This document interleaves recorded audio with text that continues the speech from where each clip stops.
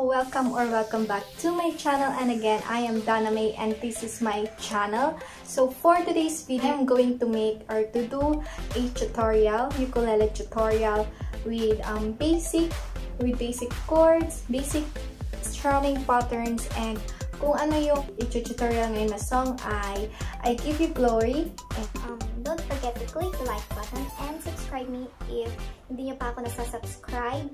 So, let's get it on! I hope na may matutunan kayo, and disclaimer, I'm not a very professional,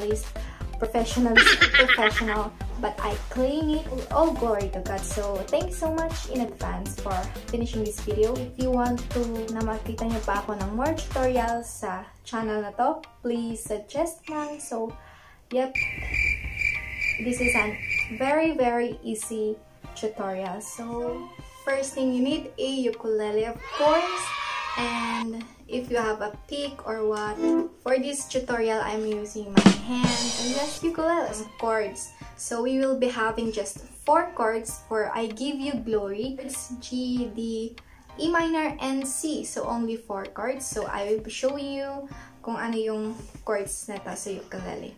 So first chord is G, yan. Then next one is D, yan. And then next chord is E minor, and then next chord is C. So yung chords, hindi siya masyadong mahirap and madali lang po siyang masundan. So let's get na po sa ating strumming. Ganito po siya.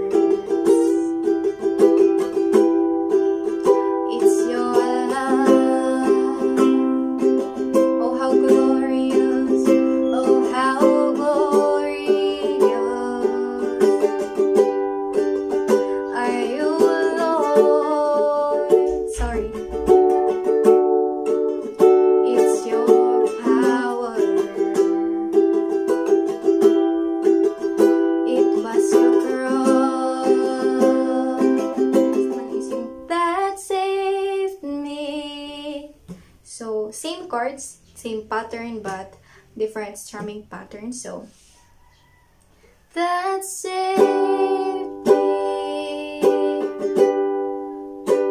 and rescued me. Just a moment there, you set me free. So, next na po is chorus, which is I give you glory, glory. Yun. Parang ganina po.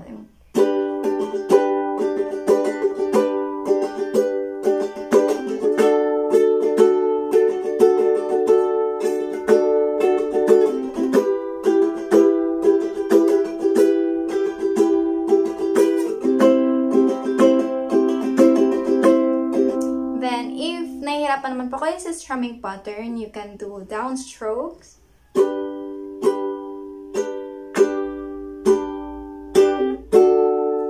don't need to rush, just keep on practicing.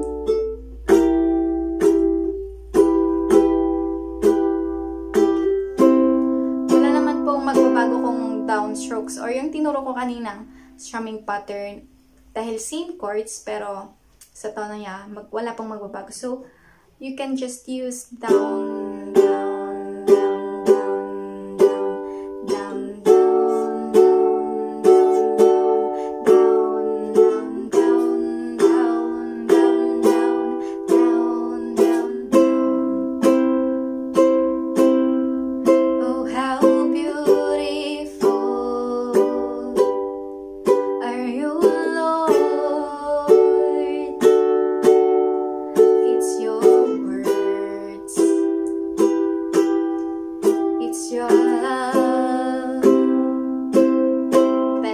that yung, oh how glorious.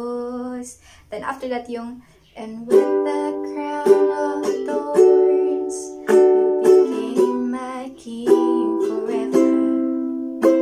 And with the crown of thorns, you became my king forever. I forgot to tell you na gumawa po ako ng ukulele review regarding on my ukulele. So, if na hindi nyo pa nakita yon, the description is down below if you're interested. So,